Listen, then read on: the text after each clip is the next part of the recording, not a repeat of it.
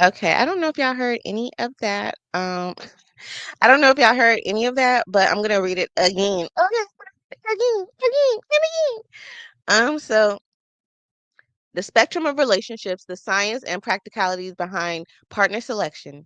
Relationships are fundamental to human well being, shaping our emotional, psychological, and even physical health. Yet the tension between self aware individuals who thoughtfully choose partners and those who approach relationships without awareness or intent create distinct relational landscapes. This dichotomy profoundly influences personal happiness, community dynamics, and societal structures. In this piece, we'll explore the two archetypes of women slash feminine and men slash masculines based on their level of self awareness, and intentionality. We'll highlight the nuances of their dynamics. Women, categorized in the Sprinkleverse or Pickmeland. In the Sprinkleverse, women are empowered and self aware. These women are empowered and self aware. Women in the Sprinkleverse embody self awareness, practicality, as well as intentionality.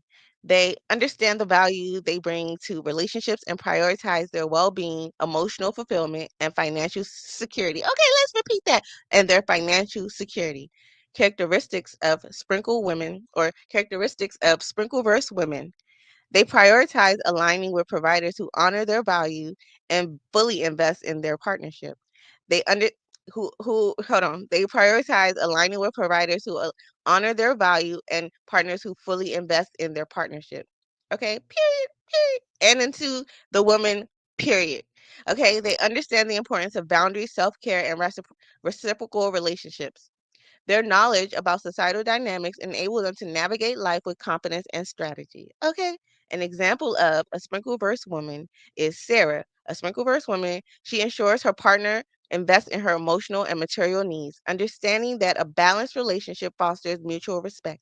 She avoids overextending herself in situations where you know, or where her contributions are unreciprocated, leaving her with the energy to pursue her passions. Okay, when you're not overextending yourself, you have the energy to actually pursue your passions and work on the things you want to work on, or that hobby that you've been dying to figure out. You know what I'm saying?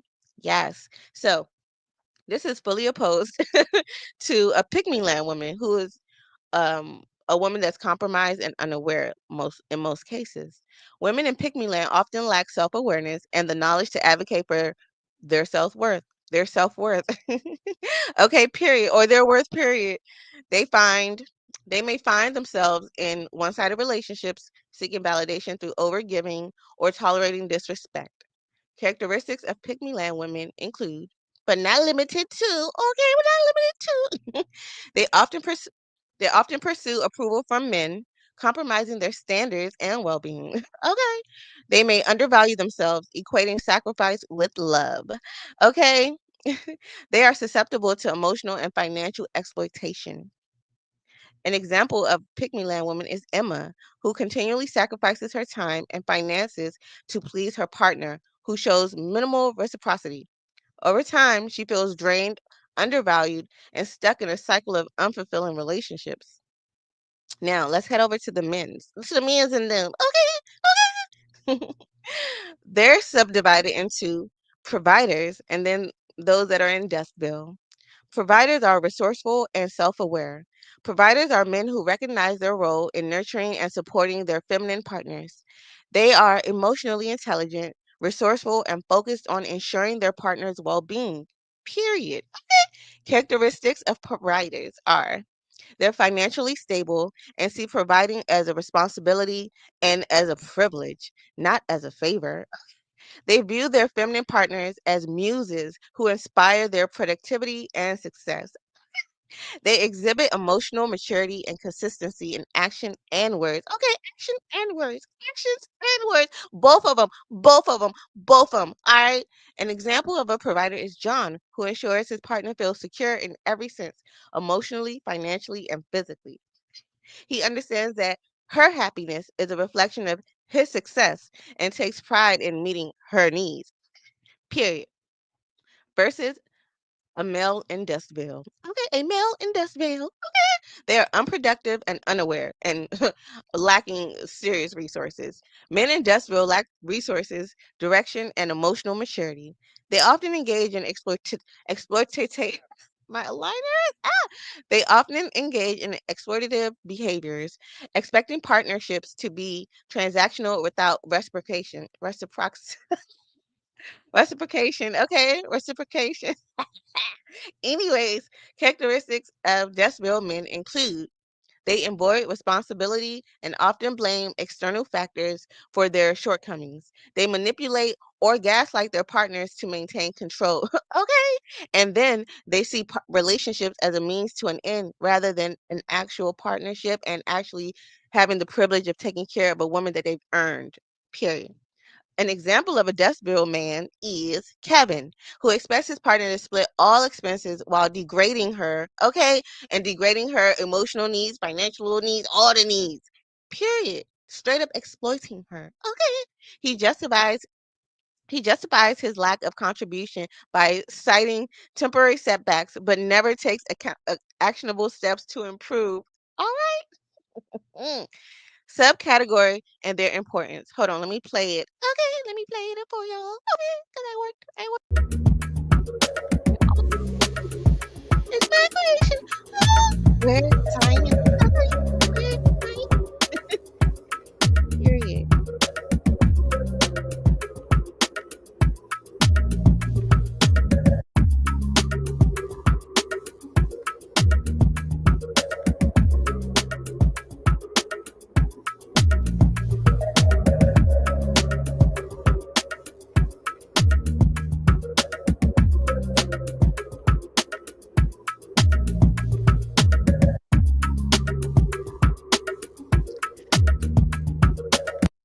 Okay, now back to my. Hold on, wait. Let me let it do what it do. What it do.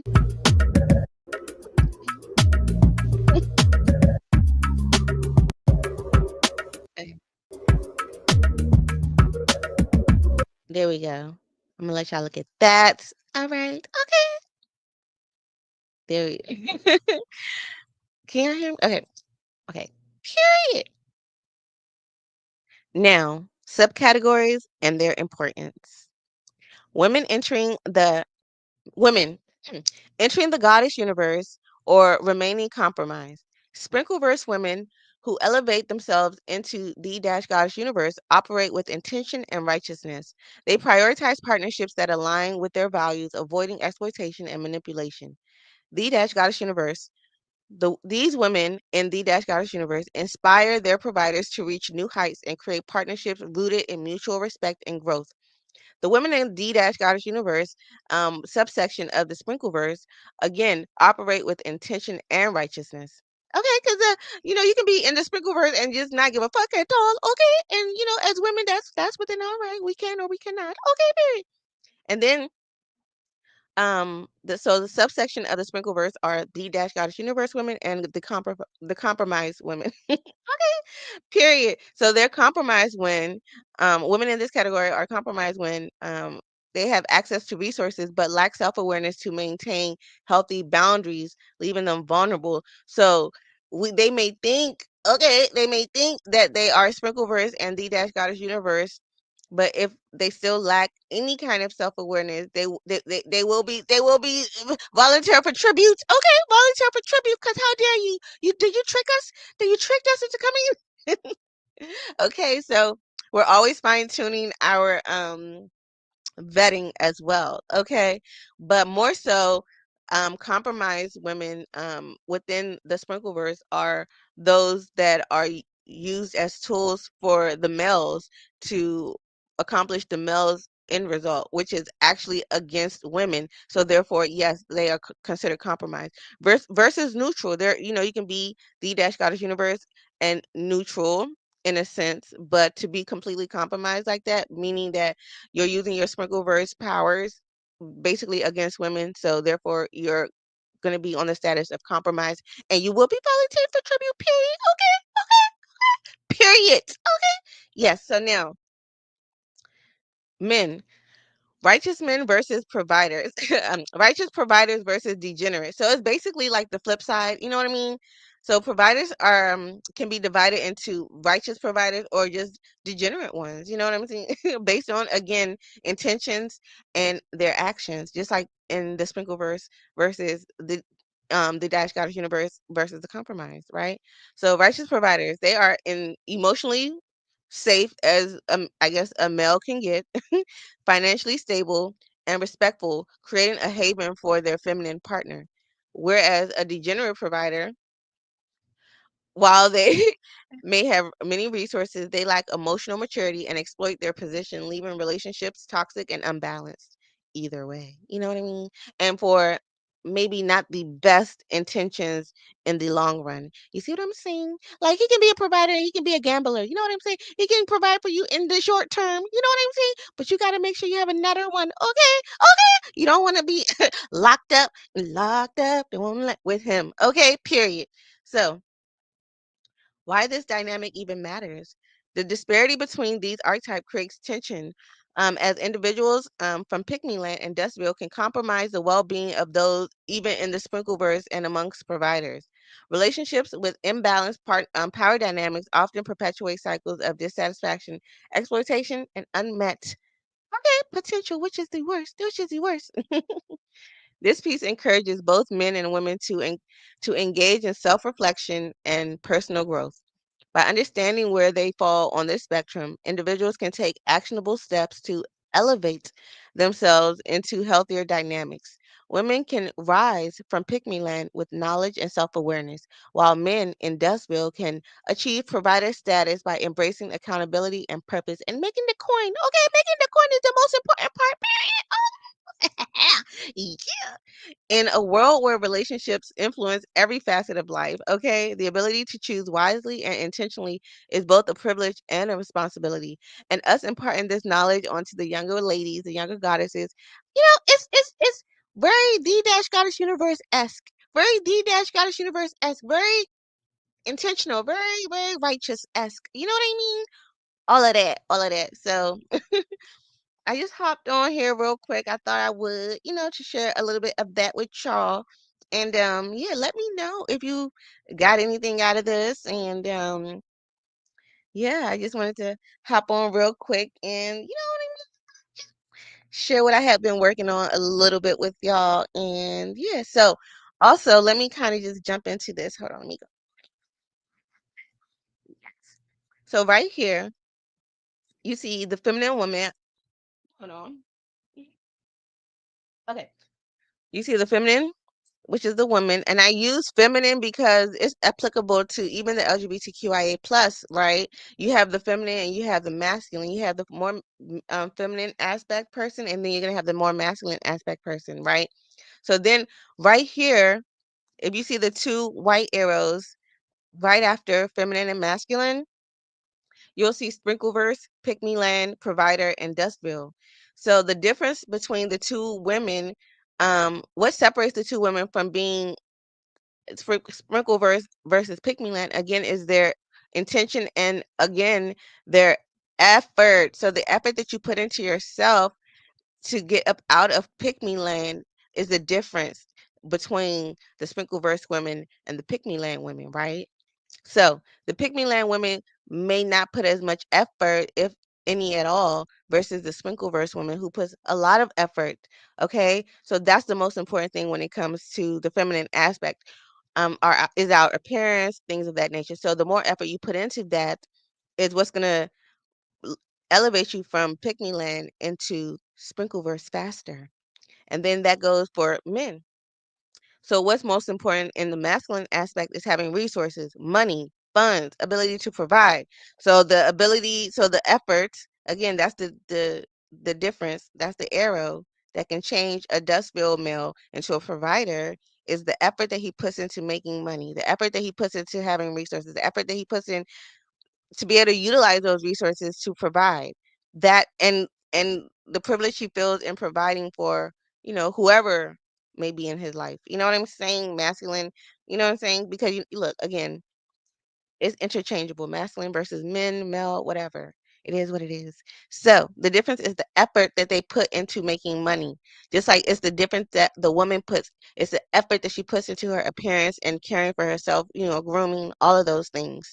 So now in Pick Me Land, right here, you see there's no continuation because it's a dead end. Just like Dustville, there's no continuation. It's a dead end, right?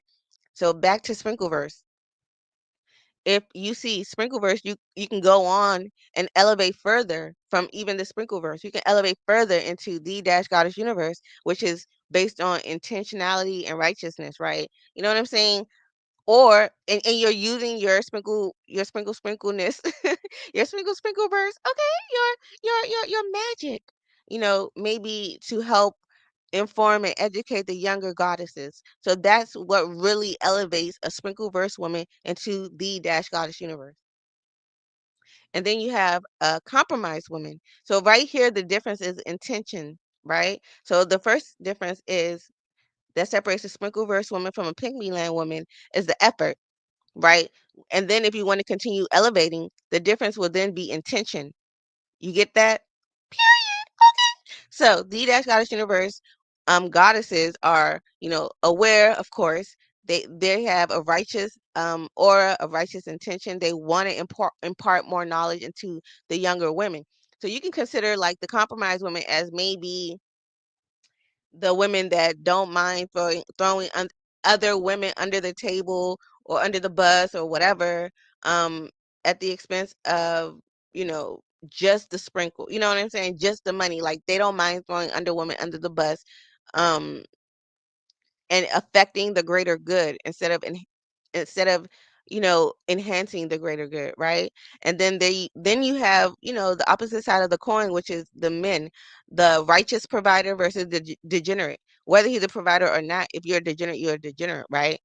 So so the difference between a righteous provider and a degenerate is the intention, I would think. So if the intention is to get over on everyone, and it doesn't matter if it's polluting the nation and it's polluting the world. They don't give a fuck. You know what I'm saying? That's degenerate, regardless of if it's a provider.